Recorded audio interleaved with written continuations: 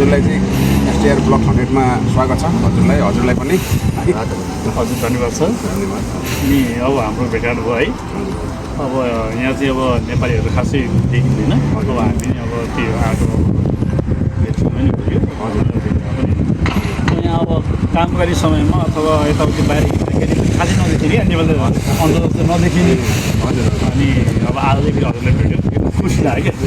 मलाई पनि खुसी लाग्यो। म झन् एक्लै छु होइन, त्यहाँ अब कोही पनि हुनुहुन्न। सर हजुरको चाहिँ अब नेपालबाट आउनुभएको कति भयो रोमानिया? मेरो नेपालबाट यहाँ आएको चाहिँ ठ्याक्कै अहिले 20 महिना रनिङ हुँदैछ। तसो कतै यास अहिले भन्नु पऱ्यो। हजुरको चाहिँ यो डकुमेन्टको मामलामा चाहिँ रोमानिया प्रोसेस गर्दा चाहिँ कस्तो के रहेछ, के पहिला आयो त्यो भनिदिनुहोस् न यता दर्शकमा चाहिँ। हाम्रो यो सबैभन्दा पहिला चाहिँ हजुर हाम्रो अब यो पासपोर्ट के अरे अब हामीले एप्लाई गऱ्यौँ सुरुमा। एप्लाई गरिसकेपछि हाम्रो समथिङ तपाईँको अब हामी कुन काममा जाने त भनेर हाम्रो त्यो कामको स्किल अनुसारले चाहिँ हजुर हाम्रो त्यो अब हुन्छ नि त अब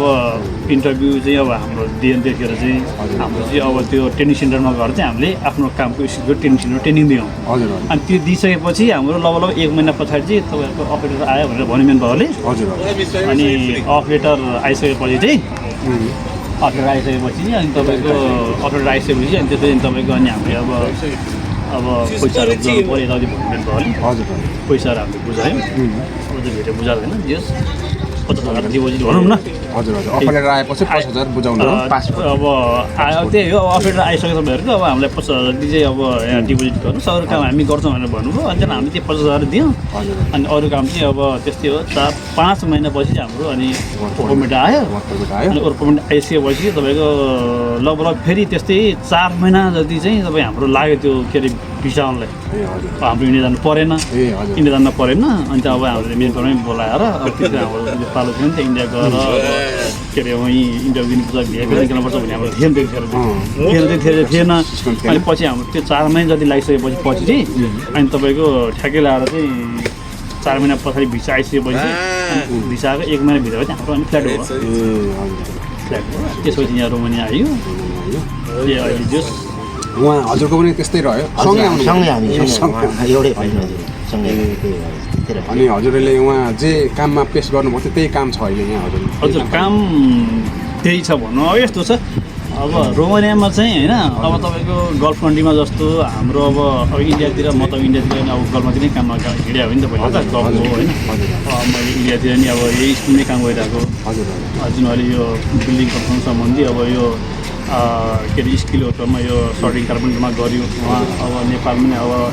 दुवै गऱ्यो नि त नेपालमा झन् अलराउन्डरै गऱ्यो। अनि अब डन्डी फार्ममा हरेक अलराउन्डर गऱ्यो। अनि त्यहाँबाट तपाईँको जस अरू देशहरूमा जस्तो तुलनामा चाहिँ यहाँ त्यस्तो छैन। यहाँ चाहिँ काम अलराउन्डरै गर्नुपर्छ नि तपाईँको। अब उहाँ गएर चाहिँ अब ट्रेनिङ चाहिँ स्किलको दिएर आयौँ हामीले। अब हामी भन्छ नि जब मानिलिनु अब तपाईँको बिल्डिङ कन्स्ट्रक्सन सम्बन्धी होइन तपाईँको स्किल फिक्चर तपाईँको सर्टिङ कार्पेन्टर मेसन प्लम्बर भन्ने अलग अलग हुन्छ नि त इङ्ग्लिस भनिन्छ। तपाईँ खास मेन चाहिँ तपाईँको भन्नुपर्दा चाहिँ अब हामी धेरै आयो आफ्नो क्याटेगोरीमा ट्रेनिङ दिएर आयो। तर यहाँ चाहिँ सेम यहाँ चाहिँ उल्टो। तर यहाँ चाहिँ अलराउन्डरै गर्नुपर्ने रहेछ यहाँ चाहिँ त्यो चाहिँ अनुभव भयो। जति पनि मेरो साथीहरू यहाँ के भन्छ रोमानियामै छन्। अब यो सिटीभन्दा अरू सिटीमा बाहिर पनि छन्। तर बिल्डिङ कन्स्ट्रक्सन छन्। तर काम चाहिँ तपाईँको अलराउन्डरै गर्नु परिरहेको छ भन्ने कुरा आइरहेको छ अहिलेसम्म। त्यही भएर अनि जस्तै यो बिल्डिङ कन्स्ट्रक्सन यो लाइनमा चाहिँ जस्तो हामी नेपालमा गरिन्छ नि हजुर नेपालको तुलनामा यहाँ कस्तो के छ जस्तो मिल्न आउँछ कामहरू? यस्तो हुन्छ तपाईँको अब यो नेपालको तुलनामा चाहिँ तपाईँको लगभग अलिकति फरक नै छ। नेपालमा जस्तो अलिकति त्यहाँ त अब यसै अब नेपालको काममा र यहाँ त डिफ्रेन्स भइ नै हाल्छ। किनभने नेपालमा हुर्के सामानको युज र यहाँ हेर्ने सामानको डिफ्रेन्स भइ नै हाल्छ। जस त्यति साह्रो टाइट छ भन्नै मिल्दैन। तपाईँको गल्फ कन्ट्रीमा जस्तो इन्डियामा जस्तो तपाईँको बिल्डिङ कन्स्ट्रक्सन जस्तो एकदम टाइट छैन। यहाँ जस त्यति साह्रो छैन। जस नेपालमा काम गर्ने मान्छेहरूले जुन अब लोकल घरमा अथवा कम्पनीहरूमा गरे हुन्छ नि त। हजुर जस त्यहाँ गर्न सक्नेहरूले यहाँ गर्न सक्छ। त्यस्तो खासै छैन। जस्तै अब हजुरको कम्पनीको नाम पनि भन्नु। म चाहिँ अब यहाँ के अरे रोमानियाको यो टान्काडा भन्ने कम्पनीमा छु। ट्रान कार्ड हो ट्रान कार्डहरू हो ट्रान्स कार्ड हो होइन ट्रान कार्ड हो ट्रान कार्ड हो ट्रान कार्ड यो गलतीहरू के भन्छ हजुर त्यो गाडीमा लेखेको देख्छु क्या कोही बेला गाडीहरूमा होइन हाम्रो चाहिँ यहाँ कम्पनी ठुलो छ ठुलो छ है कम्पनी एकदम ठुलो छ क्या यो कम्पनी ठुलो छ तपाईँको के अरे काम क्यामेरामै फोकस एकदम ठुलो छ कम्पनी चाहिँ अनि होइन? यहाँ हजुरको अहिले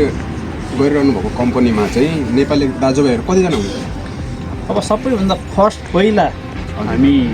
के अरे 37जना हो के अरे होइन हजुर हामी 39जना 39जना सबभन्दा पहिला 39जना आएको टोटल हजुर सबभन्दा फर्स्ट ग्रुप हजुर। यो कम्पनी सबभन्दा पहिला आयो हामी फर्स्ट ग्रुप नेपाली हो हजुर अनि त्यसपछि अहिले तपाईँको 19 महिना क्रस भइसक्यो अहिले चाहिँ हामी यहाँ कम्पनीमा अहिले 20 महिना रनिङ लाग्यो हजुर अब अहिले चाहिँ नयाँ साइजहरू आएर हामी लगभग 135जना चाहिँ पुगेको छौँ 135 फेरि आउने क्रममा छ जारी हुने कुराहरू सुन्ने छ है अब सुन्ने छ 200 जना चाहिँ आउनु माग गर्दै भन्ने कुराहरू सुन्ने छ जस यस अब सेलेरीहरू चित्त बुझ्दैछ खाने सेलेरी त्यस्तो हुन्छ अब खाना बस्नु सबै कम्पनी हो हजुर होइन अब तपाईँको चित्त बुझ्यो भन्नाले पैसा त जति धेरै भयो नि कहाँ पुग्छ त्यो पुग्दैन होइन हजुर। जस स्यालेरी ठिकै छ भन्नु पऱ्यो त्यति राम्रो पनि छैन त्यति नराम्रो पनि छैन जस ठिकै छ, ठिकै छ भन्नु अहिलेसम्म सङ्ग्रह भन्नुपर्छ जस ठिकै छ अहिलेसम्म चाहिँ यो अब हजुरको चाहिँ यो कम्पनीको बारेमा कतिपय साथीभाइहरूले सोधिरहनु भएको अनि जस्तै यो हजुरको ड्युटी अब हप्तामा कति दिन हो अनि दिनमा कति घन्टा गर्नुपर्ने यो पनि भन्नु सक्छ ए यस्तो छ अब हाम्रो ड्युटी आवर चाहिँ अहिले यो जाडो महिनामा र यो मेन गर्मी महिना हुन्छ नि त यो पनि जाडो महिना जाडो भइहाल्छ हजुरलाई थाहा छ यो जाडोमा होइन गर्मीमा पनि गरेमा अलिक मजाले चल्छ गर्मीमा चाहिँ अझै गर्मीमा पनि होइन 40-42 यस अब गर्मीको समयमा र जाडो समयमा चाहिँ 8 घन्टा ड्युटी हुन्छ हजुर अनि कहिलेकाहीँ तपाईँको 1 देखि 1.5 महिना अथवा 2 महिनै भनौँ न हजुर 1.5-2 महिना चाहिँ तपाईँ 9 घन्टा ड्युटी गर्नुपर्छ अनि 1 महिना चाहिँ तपाईँको त्यस्तै हो 10 घन्टा ड्युटी गर्नुपर्छ यस्तो गर्छ अनि अरू बेला चाहिँ त्यही 8 घन्टा ड्युटी गर्छ हप्तामा 5 दिन काउने हो कोही कोही बेला अब इमर्जेन्सी पऱ्यो भने चाहिँ अब शनिबारै गर्नुपर्छ त्यही हो कम्पनीको अब हाफ फुल होइन हाफ त्यही छ त्यसो छ त्यही गर्नुपर्छ जस सबैभन्दा बढी चाहिँ त्यस कहिलेकाहीँ चाहिँ हो तर तपाईँ प्रायः जस्तो चाहिँ त्यही हो हप्तामा 5 दिनै काम हो अहिलेसम्म चाहिँ हो उहाँ चाहिँ खाना बनाउनुहुन्छ अरे नि कतिजनाको खाना बनाउनु हजुर चाहिँ अहिले तपाईँको 100 जनाको छ 100 भन्नाले हजुर चाहिँ कतिजना हुन्छ हामी खाना? 4 छौँ 4 भाइ अहिले 4 छौँ हजुरहरूको चाहिँ खाले खाना बनाउने आज नेपाली खाना बनाउने ड्युटी नै अब हाम्रो चाहिँ अब के छ भन्दा अब हामी चाहिँ कामहरू साइन हुन्छौँ उहाँहरू चाहिँ अब जस खाना बनाउने कुक चाहिँ गर्नु उहाँहरूले कुक गर्नु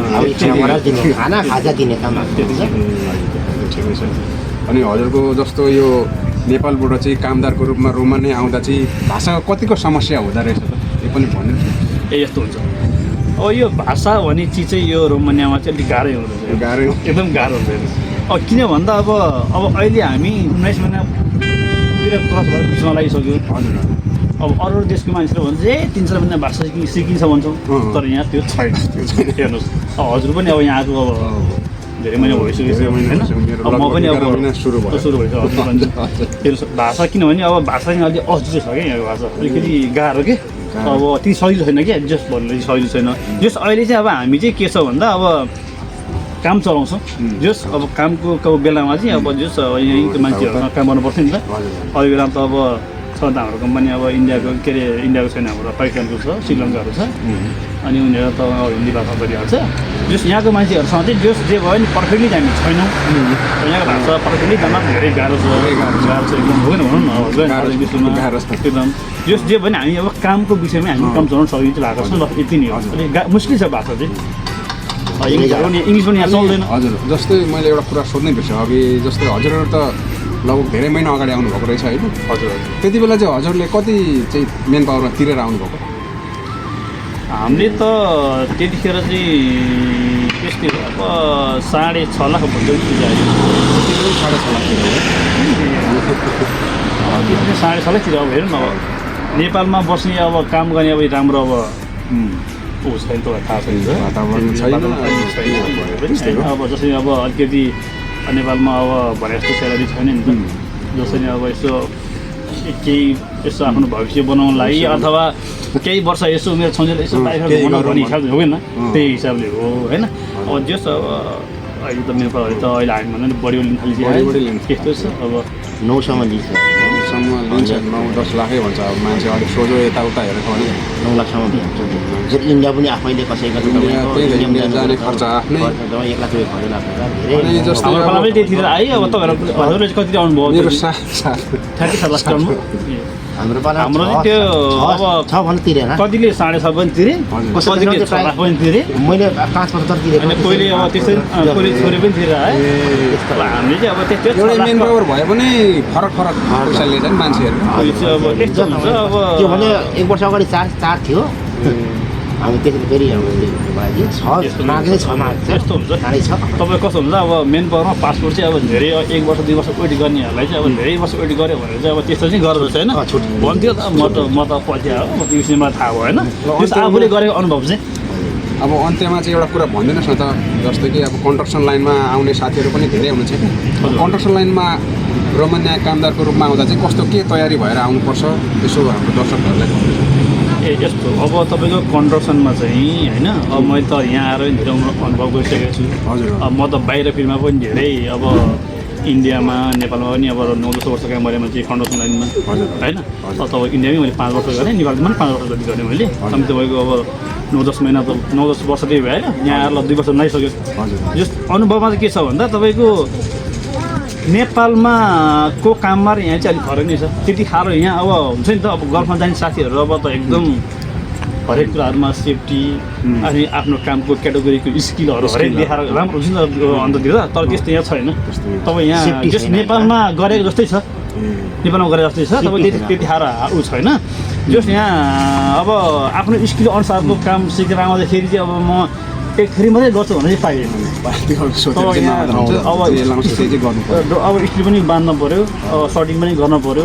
आफ्नो आफ्नो भागमा अब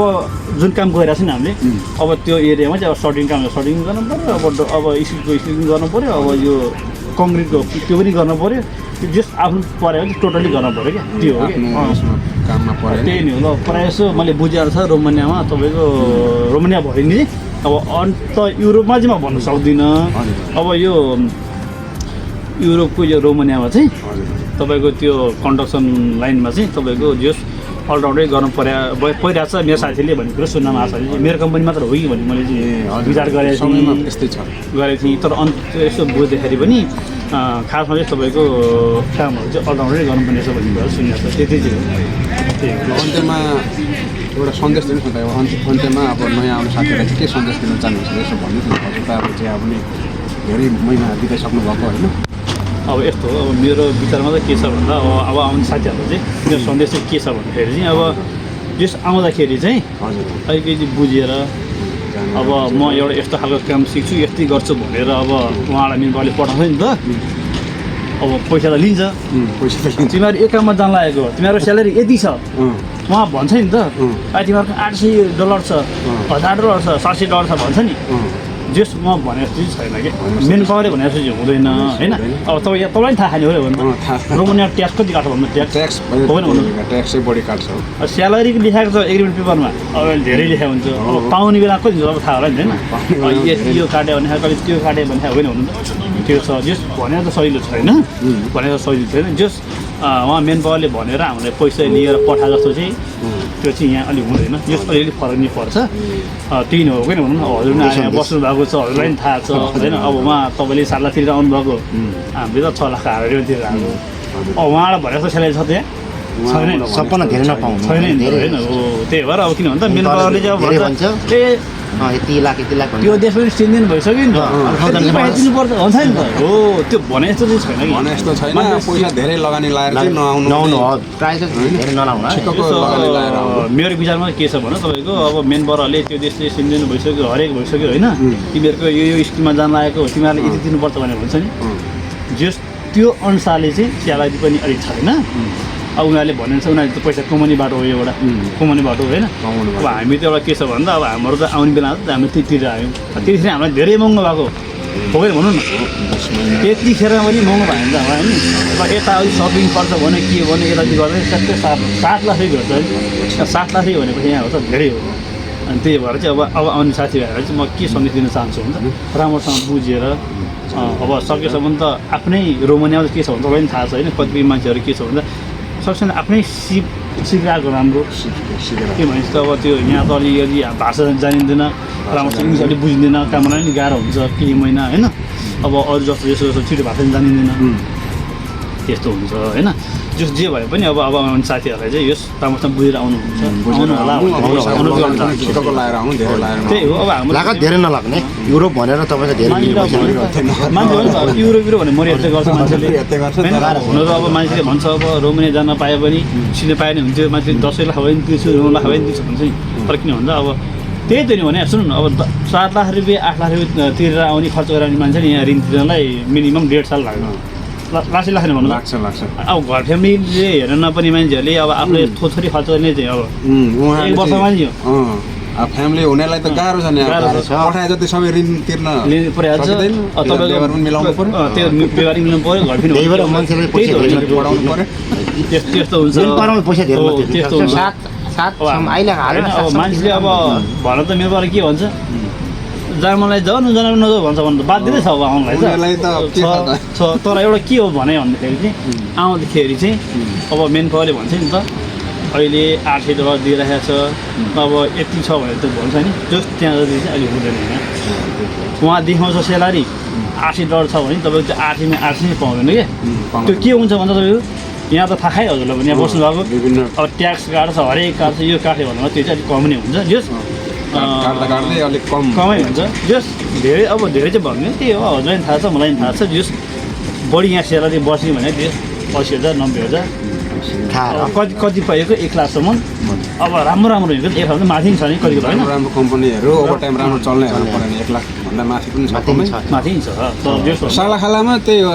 80,000 90,000 कतिपय ठाउँमा तपाईँ 80,000 छैन अब हामीले यहाँ अरू साथीहरूले यहाँ भेट्यौँ अनि नेपाली दाजुहरू होइन काम चाहिँ अब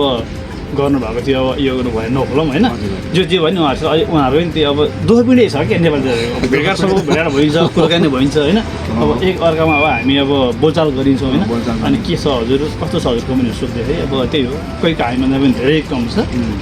कोहीको हाम्रो भन्दा बढी भने चाहिँ सुनेको छैन अहिलेसम्म यहाँ वरिपरि सुनिएको चाहिँ छैन अब जस हाम्रोभन्दा राम्रो पनि होला अब राम्रो सानो कम्पनीहरू त राम्रो हुन्छ नि त त्यो हुन सक्छ त्यही भएर यस्तै छ अब यही हो जे जस चलिरहेको छ अहिले भन्नुभयो रोमानियामा होइन र यस्तै छ अब जस अब आउने साथीभाइहरूलाई चाहिँ जो रोमानिया आउन चाहनुहुन्छ युरोप भनेर आउन चाहनुहुन्छ उहाँहरूले अलिकति ख्याल गरेर अलिकति बुझेर होइन अलिकति मेन पावरले अब भन्छ नि त तिमीहरू स्यालेरी धेरै छ भनेर बढी पैसा दिनुपर्छ भने अलिकति बुझेर आउनु भएको भने चाहिँ म अनुरोध गर्न चाहन्छु यति नै हो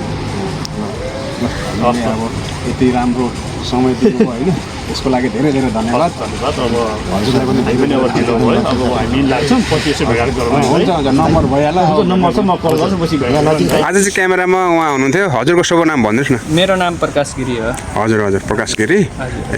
सँगै गर्नुहुन्छ होइन हजुर हामी सँगै काम गर्छौँ आज अमूल्य समय दिनुभएकोमा हजुरलाई धन्यवाद है